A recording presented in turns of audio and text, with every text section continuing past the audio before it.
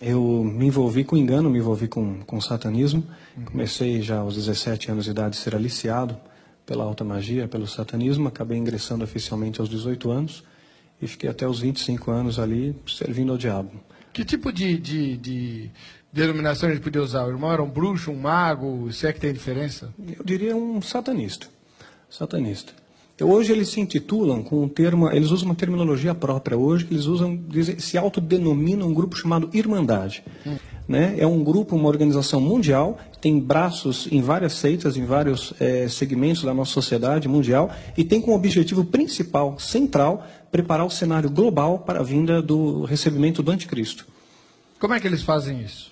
Bom, eles vão utilizar vários subterfúgios para isso, existem várias ferramentas para isso. Primeiro, eles vão ter que se preocupar com a igreja, porque a igreja tem um poder dado por Deus de oferecer resistência ao diabo. Então, para isso, eles vão contaminar a igreja, exatamente como a Bíblia diz, os lobos entrariam no nosso meio, esses lobos entrariam disfarçados de ovelhas, espalhariam em nosso meio doutrina de demônios e fariam até mesmo sinais e prodígios para enganar até, se possível, os eleitos. Então, imagina, a igreja ela é comparada ao corpo. Vamos imaginar o nosso corpo físico aqui. Nosso corpo ele tem um sistema imunológico, ele vai ser o responsável pelo sistema de defesa do corpo. Se esse sistema de defesa ele baixa, a sua resistência baixa, vai entrar um vírus, uma contaminação. Então esse tipo de contaminação está entrando no corpo de Cristo. E estão havendo aí, está havendo erupções dessas manifestações do nosso meio. Nós estamos vendo aí o corpo de Cristo doente, muitas vezes dividido, muitas vezes ensoberbecido, entrando mentira, corrupção. O irmão pode dar, por exemplo, um exemplo concreto de algum tipo de atitude assim estratégica desse grupo dentro da igreja? A atitude, existem dezenas de métodos, né, para neutralizar a igreja, neutralizar ministérios. Eu vou procurar sumariar e vou me ater ao mais utilizado. Existem várias estratégias para isso, até o mais utilizado. Primeiro, é claro, vai ser envenenar o corpo de Cristo com uma contaminação. Eu vou desmembrar essa contaminação para ficar mais claro. E o pior seria matar o corpo de Cristo, ou seja, matar ministérios. A noiva não vai ser abatida, mas ministérios vão ser destruídos e muitos, infelizmente, vão ser deixados para trás. Então, o que acontece? Imagina que uma caixa de som, ela está ali preservada, né? Funciona quando passa corrente elétrica sobre ela. Se você tirar essa caixa de som da eletricidade, da fonte de energia, essa caixa de som, embora tenha aparência de caixa de som, ela não faz mais a função dela, não produz mais som. A igreja, embora a igreja possa ter aparência de igreja, se essa igreja for desplugada do plugue do céu, deixa de fluir sobre ela o Espírito Santo, e aí sim aquele ministério morre. Vai entrar doutrina humana ali.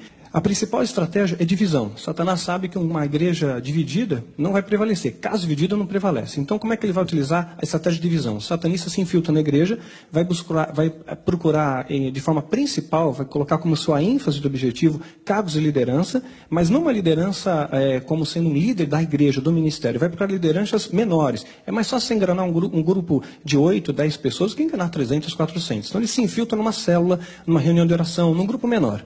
Ali ele pega a entidade, cada satanista ele está ligado a algumas entidades. Então, no meu caso, eu tinha um tal do Abraxas lá, que dizia que era o meu guardião, né? Quer dizer, a imagem que eles procuravam passar para mim através do engano. Então, você entra ali, a entidade te aponta quem você pode atacar com feitiço e quem não pode. Então, o feitiço ele vai encontrar, maldição encontra pouso, quando existe um ponto de contato, que é o pecado, a legalidade. O Satanás é um ser legalista, ele precisa de um elo para tocar na sua vida. E ele começa a espalhar boatos. Vai dizer, olha, sabe uma coisa? Vou dizer uma coisa para vocês, meus irmãos, um grupo pequeno. Olha, o pastor da nossa igreja, Deus está me revelando agora, o pastor da nossa igreja está adulterando a esposa. O pastor da nossa igreja é satanista. Olha, o nosso líder está desviando o dinheiro da igreja, mas não contem isso para ninguém, né? Não falem para ninguém, vamos apenas orar. E olha, a língua é uma coisa tão pequenininha, mas dura de dominar, né? E rapidamente isso se alastra. E quando se alastra, promove divisão. A fofoca no coletivo promove divisão. Por isso que Deus abomina quem semeia contenda entre irmãos. E esse termo abominar, se pegar do dicionário, significa repelir com horror. É algo que Deus detesta. E essa contenda no coletivo promove uma divisão. E repare uma coisa, pastor. Quando ocorre rebelião numa igreja, a divisão, quando ela é promovida por rebelião, é uma questão de tempo. Aquele ministério vai brigar entre eles de novo, racha outra vez, briga outra vez, racha. Isso que nós chamamos na batalha hereditária, na maldição, na batalha espiritual, de maldição hereditária. Aquela coisa vai se perpetuando debaixo de uma legalidade. Só tem uma maneira de reverter, pedir perdão para Deus e humildade, pedir perdão ao homem ali, né? Quando você fala que eles estão preparando a volta do anticristo, certamente eles não dão esse nome nem esse enfoque, né? Como é que eles trabalham os seus seguidores com relação a isso?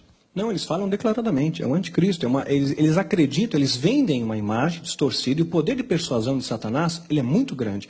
Satanás é um ser extremamente inteligente. Muitas vezes nós temos a ideia que Satanás é um leão sem dentes, mas a Bíblia compara ele ao leão. Né? Diz que ele é como o leão, ele não é o leão, né? Mas ele se assemelha ao leão. O leão é um símbolo de poder. Queremos lembrar também que Satanás enganou até mesmo os anjos. Sim. Né? Arrastou a terça parte dos anjos. Então ele tem um poder de engano, de persuasão muito forte. Paulo, quando ele se remete a Satanás, a Bíblia, ele usa a terminologia as astutas ciladas do diabo. Então isso significa que nós estamos dando com um ser muito inteligente, com um poder de persuasão muito grande, e ele engana os seus seguidores de tal forma que eles acreditam que estão realmente desfrutando do melhor da terra. Então, na verdade, o inimigo ele entra num lugar onde ele sabe que vai ter espaço. Claro, à medida que você dá espaço, ele entra. Outra coisa, a gente sabe, Jesus disse que o anticristo ia aparecer. Sim, é fato. Quer dizer, não tem como evitar. Não adianta a igreja falar, não, nós não vamos permitir que o anticristo venha. Né? Não, isso não. Então, não vamos impedir isso. Por que é que precisa enfraquecer a igreja, já que o anticristo vai vir de qualquer jeito? Porque a igreja tem o poder de oferecer resistência. E quanto mais a igreja oferece resistência, mais o inferno é saqueado, mais vidas são restauradas, mais nomes são escritos no livro da vida. E Satanás não quer isso. Ele quer o poder de destruição total. Se dependesse somente dele, não tivesse nenhum objeto de resistência, ele ia causar destruição total. Então a igreja tem um poder muito importante em oferecer essa resistência. Agora, voltando a falar da estratégia dos filhos do fogo, o diabo não corre o risco de, ao mandar alguém infiltrar-se numa igreja, de essa pessoa acabar aceitando Jesus? Porque vai estar no meio da palavra de Deus, gente orando, gente louvando a Deus. Como é que é isso? Claro. Eu acho que até que eles devem ponderar esse risco calculado. Isso aconteceu comigo, graças a Deus, né? Como é que claro, foi? Eu me converti numa igreja evangélica. Eu namorava com uma moça, vou ter que sumariar também, estamos na televisão, né? Mas eu namorava com uma moça evangélica, né? E ela não sabia dos seus pais? Não sabia que eu tinha envolvimento com satanismo, com alta magia. E eu frequentava a igreja com eles.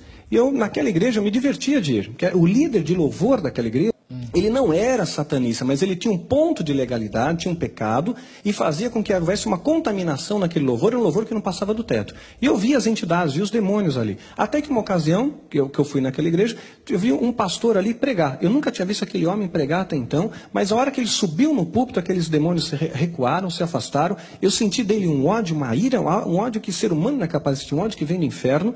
E tentei lançar um feitiço contra ele naquele dia, não deu certo. Noutra ocasião, aquela moça tentou marcar, a moça que namorava comigo, marcou um encontro, uma reunião com aquele pastor. Eu fiz feitiços, encantamentos contra ele a noite inteira e pensei que ia matá-lo, né? No dia do encontro ele não foi, pensei que realmente ele tinha morrido. E aí marcamos 3 vezes esse encontro, né? As 3 vezes eu fiz encantamentos, feitiços, pedi mais ajuda de outros feiticeiros e todas as vezes ele foi sendo preservado. Foi acontecendo milagres, ele foi sendo preservado. Né? Eu estou sumariando bastante isso aí. Quando eu conto no seminário, é 40 minutos. Aqui eu estou compactando. E até que ele acabou indo num desses encontros. Na última vez eu tinha certeza que o homem ia morrer. Né? E quando ele apareceu, eu não conseguia nem olhar para ele. Era um homem cheio do poder do Espírito Santo. Eu não sabia o que era isso. Mas a impressão é que se eu olhasse para ele demais, se eu tocasse nele, eu ia cair por terra. Ele me levou para a sala dele, eu entrei primeiro, ele entra atrás de mim, tranca a porta-chave. Quando trancou a chave, eu falei, poxa, a coisa vai pegar para o meu lado aqui, né? Rapidamente eu olhei para a janela e vi grades na janela. Num cálculo rápido mental, descobri que eu tinha que emagrecer muito para passar por aquelas grades.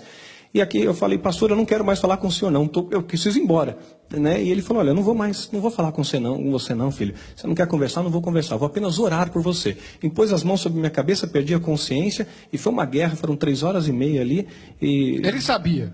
Não sabia. Ele sabia apenas que alguma coisa estava de errado comigo. Tá. Quando ele orou, manifestou uma entidade e ali foi uma guerra. E quando eu saí de lá realmente renovado, transformado por Jesus. E a tua irmandade, não foi atrás de você? Claro que foi, até hoje. É? Não desistem, não. Mudam as estratégias, Existe né? risco de vida para quem abandona a irmandade? Existe sim. Nós somos ameaçados e houve muitos atentados contra a minha vida, contra a minha pessoa, contra a minha família, que me fez já mudar de casa 3 vezes.